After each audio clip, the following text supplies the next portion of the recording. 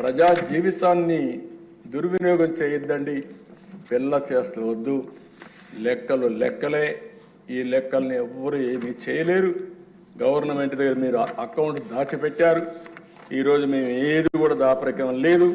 అందుకే అన్ని జీవోల్ని ఆన్లైన్లో పెట్టి, అది కూడా కేబినెట్ నిర్ణయం చేసి అన్ని జీవోల్ని మేమిచ్చిన జీవోలే కాకుండా గడచిన ప్రభుత్వంలో దాచిపెట్టిన చీకటి జీవోలను కూడా ఈరోజు మేము అప్డేట్ చేసే పరిస్థితికి వచ్చాం. అవి కూడా ఆన్లైన్లో పెట్టాం. అధ్యక్ష దీనివల్ల ఏం జరిగిందని మీరు చూస్తే ఒక 12 ఇండికేటర్స్ చెప్తున్న ఎకనామిక్ ఇండికేటర్స్. 14-19లో 6 పైసలు ఎలక్ట్రిసిటీ డ్యూటీ వేసాం. అది కూడా ఎలక్ట్రిసిటీ బోర్డే తీసుకున్నారు. ఇప్పుడు వీళ్ళు వచ్చిన తర్వాత రూపాయి వేసి గవర్నమెంట్ తీసుకున్నారు.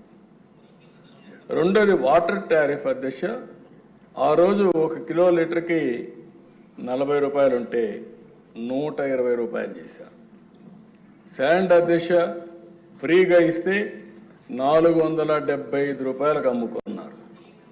ఆర్టీసీ బస్ ఛార్జెస్ 6 నుంచి 8 పైసలు 2.6 నుంచి 2.7 వరకు పెంచారు. ఫిస్కల్ డెఫిషిట్ 35,440 కోట్ల నుంచి 59,995 కోట్లు పెంచారు. డెట్ టు జిఎస్టిపి రేషియో మనం తీసుకునే అప్పులన్నీ మనం చూస్తే జిఎస్టిపి రేషియో కంపేర్ చేస్తే అప్పుడు 44 ఉంటే ఇప్పుడు 53% పెరిగింది. ఇన్ఫ్లేషన్ దీనివల్ల ఇబ్బంది అయ్యేది, పేదవాళ్ళు బాధపడతారు. 4.5% ఉంటే 19-24 మధ్యలో 6.2% నమోదైంది. పర్ క్యాపిటా డెట్ 74,790 ఉంటే 1,44,336 రూపాయలు పెరిగింది. అప్పు పెరిగింది, ఖర్చులు పెరిగాయి, ఆదాయం తగ్గింది. అదే మరి అధ్యక్ష మీరు ఇంకో పక్కన చూస్తే పర్ క్యాపిటా ఇన్కమ్ గ్రోత్ 13.2% ఉంటే తెలుగుదేశం హయాంలో వీళ్ళు వచ్చిన తర్వాత 9.5కి తగ్గింది. అంటే ఆదాయం తగ్గిపోయింది. వ్యక్తిగత ఆదాయం తగ్గింది, రాష్ట్ర ఆదాయం తగ్గింది, ఖర్చులు పెరిగాయి, అనేక విధాలుగా అస్తవ్యస్తంగా. ఇండస్ట్రియల్ క్రెడిట్ గ్రోత్ 15.3% ఉంటే అది 6.8% తగ్గిపోయింది. పర్ క్యాపిటా కన్జంప్షన్ 9% ఉంటే 2% పడిపోయింది. యూనిట్ స్టార్టెడ్ ప్రొడక్షన్ 288 యూనిట్లు ఆ రోజు ప్రొడక్షన్కి వస్తే అవి 80కి తగ్గిపోయినాయి. ఇవన్నీ కూడా అధ్యక్ష ఇండికేటర్స్ అన్నీ మనం జిఎస్టిపితో ఎప్పటికప్పుడు మెజర్ చేస్తాం. అగ్రికల్చర్, ఇండస్ట్రీ, సర్వీసెస్ కింద. అగ్రికల్చర్లో అధ్యక్ష 16.6% తెలుగుదేశం పార్టీ హయాంలో growth rate, highest growth rate in the country agriculture. మేము వ్యవసాయం చేసాం, పొడిచాం అంటారు. ఏం పొడిచారు మీరు? మీరు వచ్చే కొద్ది 10.5% తగ్గిపోయింది. దగ్గర 6.1% తగ్గిపోయింది. సమాధానం చెప్తారని అడుగుతున్నా. ఇంకో పక్క ఇండస్ట్రీ 11.9 ఉంటే అది 11.8 ఉంది.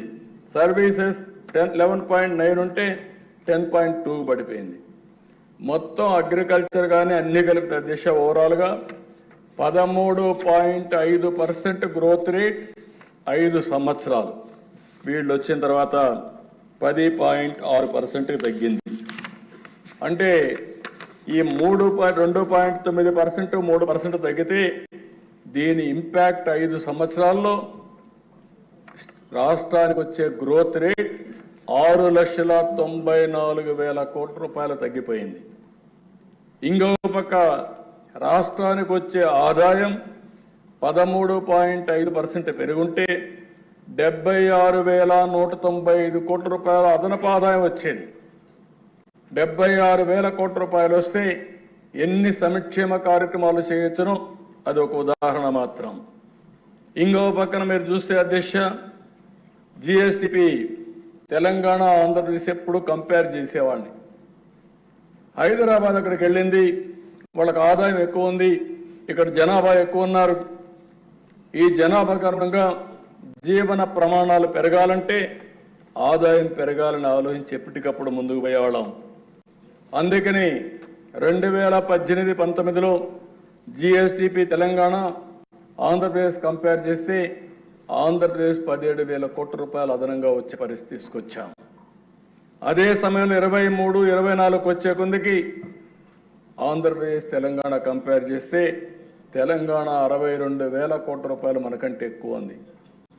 17,000 కోట్ల రూపాయలు ఆదాయం ఎక్కువ, జిఎస్టిపి ఎక్కువ ఉండేది.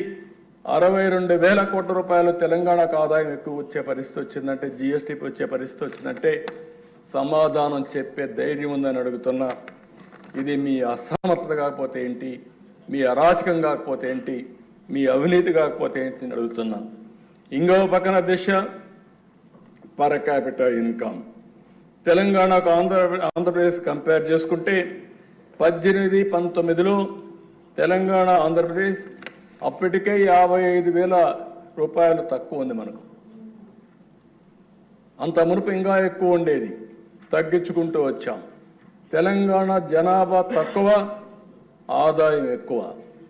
ఆంధ్రప్రదేశ్ జనాభా ఎక్కువ, ఆదాయం తక్కువ.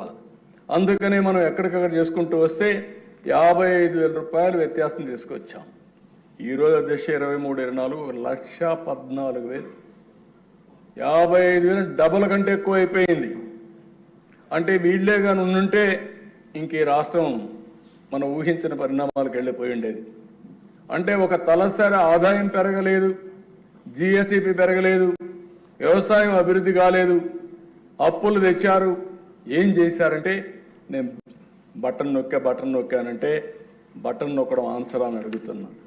బటన్ నొక్కితే వాళ్ళకి ఏమైనా వచ్చిందా అని అడుగుతున్నా. ఖర్చులు పెరిగాయి. ఇంకో పక్క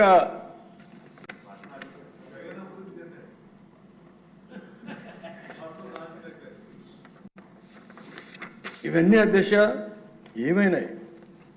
ప్రైవేట్ ఇన్వెస్ట్మెంట్లు ఎక్కడా రాలేదు రాష్ట్రంలో. మొత్తం ఇండస్ట్రీస్ అంతా రాష్ట్రం నుంచి బయట వెళ్ళిపోయే పరిస్థితికి వచ్చారు. ఇక్కడ ఉండేవాళ్ళు కూడా పేట్రియాటిక్ ఫీలింగ్తో అమర్ రాజా బ్యాటరీస్ తిరుపతిలో పెట్టారు. ఇది నా జిల్లా, నేను పెట్టాలి, ఇక్కడ ఉద్యోగాలు ఇవ్వాలని. అలాంటి వ్యక్తి ఇక్కడి నుంచి పోయి వేరే రాష్ట్రాలను చూసుకునే పరిస్థితికి వచ్చారంటే అది మీ దుర్మార్గం కాకపోతే ఏంటని అడుగుతున్నా. ఇంకో పక్కన దిశ అమరావతి, పోలవరం, ఎనర్జీ సెక్టర్ అన్ని విధ్వంసం అయిపోయినాయి. ఇంకో పక్కన మీరు చూస్తే ఇన్వెస్టర్స్లో కాన్ఫిడెన్స్ పోయింది. ఆంధ్రప్రదేశ్ అంటే అపనమ్మకం వచ్చింది.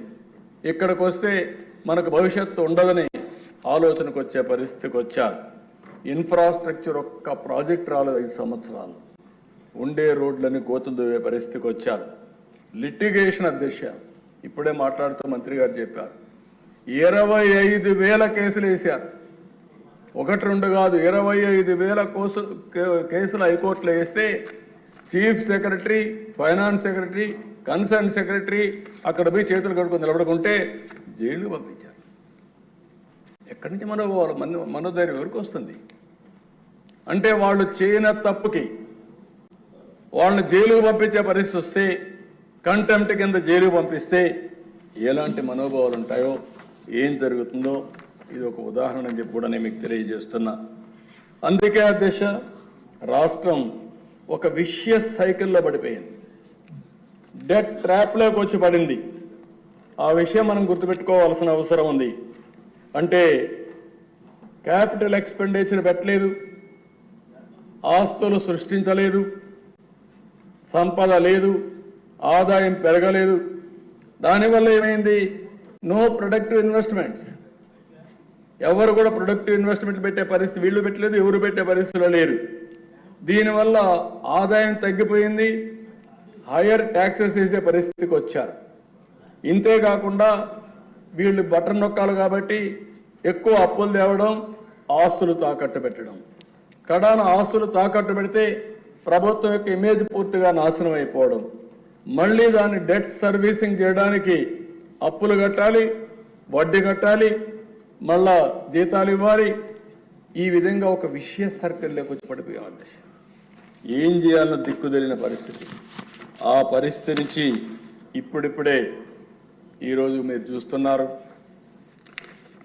7 వైట్ పేపర్స్ని పబ్లిసైజ్ చేశాం. అదే మార్గం దాన్ని ఏ విధంగా చేయాలో మళ్ళీ స్వర్ణ ఆంధ్రప్రదేశ్ విజన్ తయారు చేశాం. ఇలాంటి దారుణమైన పరిస్థితిలో మేమందరం కూడా అధికారాన్ని చేపట్టి ప్రజలకు విజ్ఞప్తి చేస్తున్నా. యాస్పిరేషన్స్ ఎక్కువ ఉన్నాయి అధ్యక్ష, అందరిలో ఉన్నాయి, ప్రజల్లో ఉన్నాయి, ఉద్యోగస్తుల్లో ఉన్నాయి, పార్టీ కార్యకర్తలకు ఉన్నాయి.